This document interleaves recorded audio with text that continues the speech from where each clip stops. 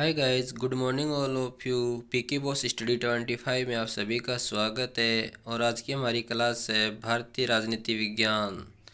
तो चलिए स्टार्ट करते हैं भारतीय राजनीति विज्ञान से संबंधित कुछ प्रश्न। तो हमारा आज का पहला प्रश्न है, भारत का संविधान कब लागू हुआ? तो भारत का संविधान 26 जनवरी 1950 को लागू हुआ। तो इसका राइट आंसर होगा ऑप्शन नंबर सी। चलिए अगला प्रश्न देखते हैं। अगला प्रश्न है, संविधान सभा के अध्यक्ष कौन थे? तो संविधान सभा के अध्यक्ष डॉक्टर राजेंद्र प्रसाद थे। तो इसका राइट आंसर होगा option number C, doctor Rajendra Prasad. चलिए अगला प्रश्न देखते हैं। भारतीय संविधान की ड्राफ्टिंग कमेटी के अध्यक्ष कौन थे? तो भारतीय संविधान की ड्राफ्टिंग कमेटी के अध्यक्ष डॉक्टर भीमराव अंबेडकर थे। चलिए अगला प्रश्न देखते हैं दोस्तों। भारत का संविधान कितने भागों में बंटा है? भारत के संविधान में 22 भाग है। तो इसका राइट आंसर होगा ऑप्शन नंबर सी। चलिए अगला प्रश्न देखते हैं। संविधान में मौलिक अधिकार किस भाग में है? भारत का जो संविधान है उसमें मौलिक अधिकार है वो किस भाग में है?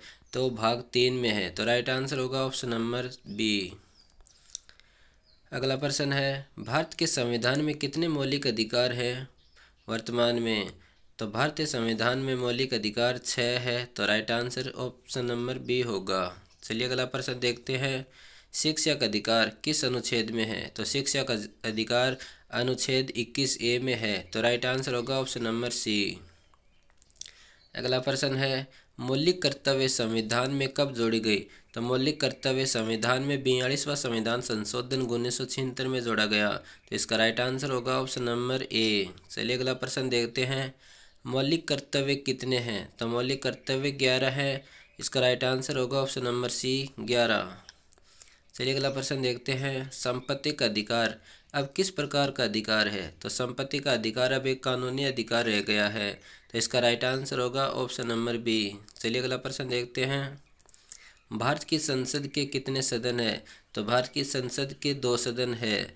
ऑप्शन नंबर बी इसका राइट आंसर होगा। चलिए अगला प्रश्न देखते हैं।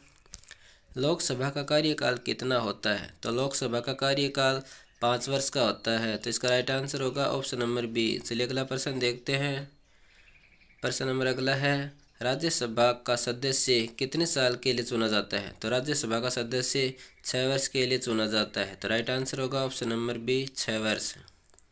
अगला प्रश्न है, भारत के राष्ट्रपति का कार्यकाल कितना होता है? तो भारत के राष्ट्रपति का कार्यकाल 5 वर्ष का होता है। तो राइट आंसर होगा ऑप्शन नंबर बी। चलिए अगला प्रश्न देखते हैं।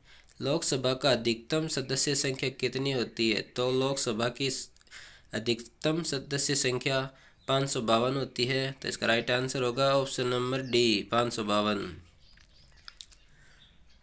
भारत के मुख्य न्यायाधीश की नियुक्ति कौन करता है? तो भारत के मुख्य न्यायाधीश की नियुक्ति राष्ट्रपति करता है। तो इसका राइट आंसर होगा ऑप्शन नंबर सी। चलिए अगला प्रश्न देखते हैं। और दोस्तों, अगर आपको क्लास अच्छी लगे तो क्लास को लाइक करें, शेयर करें। अगर चैनल पर पहली बार है तो चैनल को सब्सक्राइब करें। तो प्रश्न है, सर्वोच्च न्यायालय के न्यायाधीश कितनी उम्र में रिटायर होते हैं? तो सर्वोच्च न्यायालय के न्यायाधीश 65 वर्ष की उम्र में रिटायर होते हैं। तो इसका राइट आंसर होगा ऑप्शन नंबर सी, 65 वर्ष। अगला प्रश्न है, उच्च न्यायालय के न्यायाधीश कितनी उम्र में रिटायर होते हैं? तो उच्च न्यायालय के न्यायाधीश 62 वर्ष में रिटायर होते हैं। तो इसका राइट आंसर होगा ऑप्शन नंबर बी, 62 वर्ष। अगला प्रश्न देखते हैं। भारत में कितने उच्च न्यायालय हैं 2024 तक के? तो भारत में उच्च न्यायालय 25 है। जो इसका राइट आंसर होगा ऑप्शन नंबर डी, 25। अगला प्रश्न है, जनहित याचिका का संबंध किस अनुच्छेद से है? तो जनहित याचिका का संबंध अनुच्छेद 32 से है। तो इसका राइट आंसर होगा ऑप्शन नंबर सी। अगला प्रश्न देखते हैं। भारत किस प्रकार का राज्य है? भारत एक अर्धसंघीय राज्य है। तो इसका राइट आंसर होगा ऑप्शन नंबर सी, अर्धसंघीय। अगला प्रश्न है, पंचायती राज को संवैधानिक दर्जा किस संशोधन से मिला? तो पंचायती राज को संवैधानिक दर्जा 73वां संवैधानिक संशोधन से मिला। तो इसका राइट आंसर होगा ऑप्शन नंबर सी। अगला प्रश्न है, नगरपालिका को संवैधानिक दर्जा किस संशोधन से मिला? तो इसका राइट आंसर होगा ऑप्शन नंबर बी, 44वां। अगला प्रश्न है, पंचायती राज में कितने स्तर होते हैं? तो पंचायती राज में 3 स्तर होते हैं। राइट आंसर होगा ऑप्शन नंबर सी। चलिए अगला प्रश्न देखते हैं। भारत में कितने केंद्र शासित प्रदेश हैं 2024 तक के? तो भारत में 8 केंद्र शासित प्रदेश है, तो इसका राइट आंसर होगा ऑप्शन नंबर बी। चलिए अगला प्रश्न देखते हैं। राजनीति शास्त्र का जनक किसे कहा जाता है?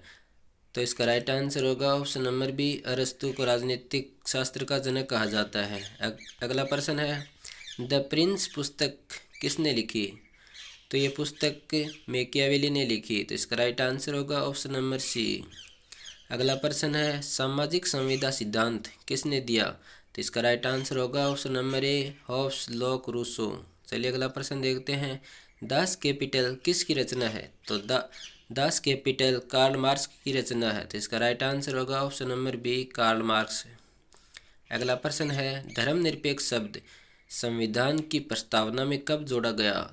धर्मनिरपेक्ष शब्द है वो संविधान की प्रस्तावना में कब जोड़ा गया?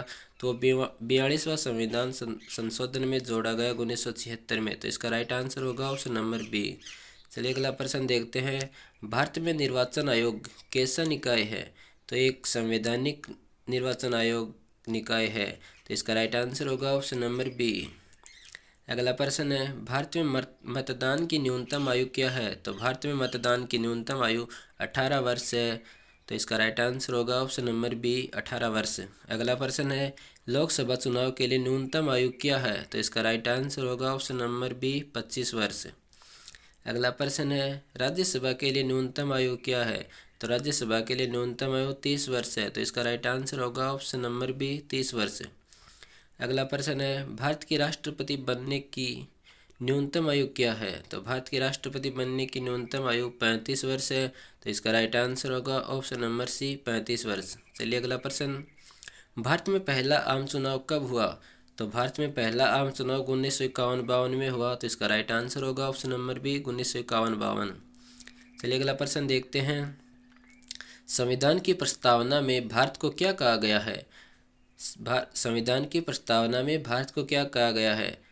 तो संविधान की प्रस्तावना में भारत को संप्रभु समाजवादी पंथ निरपेक्ष लोकतांत्रिक गणराज्य कहा गया है, तो इसका राइट आंसर होगा ऑप्शन नंबर बी। चलिए अगला प्रश्न देखते हैं। नीति निर्देशक तत्व किस भाग में है? तो इसका राइट आंसर होगा ऑप्शन नंबर बी, भाग 4 में। अगला प्रश्न है, राष्ट्रपति पर महाभियोग किस अनुच्छेद में है? तो राष्ट्रपति पर महाभियोग अनुच्छेद 61 में है, तो इसका राइट आंसर होगा ऑप्शन नंबर बी। भारत में वित्त आयोग का गठन कौन करता है? भारत में वित्त आयोग का गठन राष्ट्रपति करता है, तो इसका राइट आंसर होगा ऑप्शन नंबर सी। अगला प्रश्न है, राज्यपाल की नियुक्ति कौन करता है? तो राज्यपाल की नियुक्ति राष्ट्रपति करता है, इसका राइट आंसर होगा ऑप्शन नंबर सी।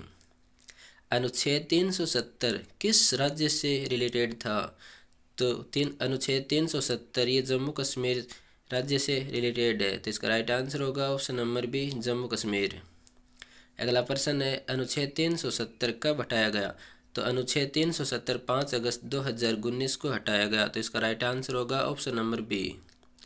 अगला प्रश्न है, भारत में राष्ट्रपति शासन किस अनुच्छेद के तहत लगता है? तो भारत में राष्ट्रपति शासन अनुच्छेद 356 के तहत लगता है, तो इसका राइट आंसर होगा ऑप्शन नंबर बी। अगला प्रश्न है, वित्तीय आपातकाल किस अनुच्छेद में है? तो वित्तीय आपातकाल अनुच्छेद 360 में है, तो राइट आंसर होगा ऑप्शन नंबर सी, 360। अगला प्रश्न है, संविधान संशोधन की प्रक्रिया किस अनुच्छेद में है? तो संविधान संशोधन की प्रक्रिया अनुच्छेद 368 में है, तो इसका राइट आंसर होगा ऑप्शन नंबर सी। चलिए अगला प्रश्न देखते हैं। भारत का पहला उपराष्ट्रपति कौन था? तो भारत का पहला उपराष्ट्रपति डॉक्टर एस राधाकृष्णन था, इसका राइट आंसर होगा ऑप्शन नंबर बी। चलिए अगला प्रश्न देखते हैं। लोकसभा के अध्यक्ष को क्या कहा जाता है? तो लोकसभा के अध्यक्ष को स्पीकर कहते हैं, तो इसका राइट आंसर होगा ऑप्शन नंबर बी। अगला प्रश्न है, राज्यसभा के सभापति कौन होते हैं? तो राज्यसभा के सभापति उपराष्ट्रपति होते हैं, तो इसका राइट आंसर होगा ऑप्शन नंबर सी। और आज का हमारा लास्ट प्रश्न है इस क्लास का, एक व्यक्ति एक वोट एक मूल्य सिद्धांत किससे जुड़ा है? एक व्यक्ति एक वोट एक मूल्य सिद्धांत ये राजनीतिक समानता से जुड़ा है, तो इसका राइट आंसर होगा ऑप्शन नंबर बी। अगर दोस्तों आपको क्लास अच्छी लगी तो क्लास को लाइक करें, शेयर करें, और अगर आप चैनल पर पहली बार है तो चैनल को सब्सक्राइब करें। Thank you.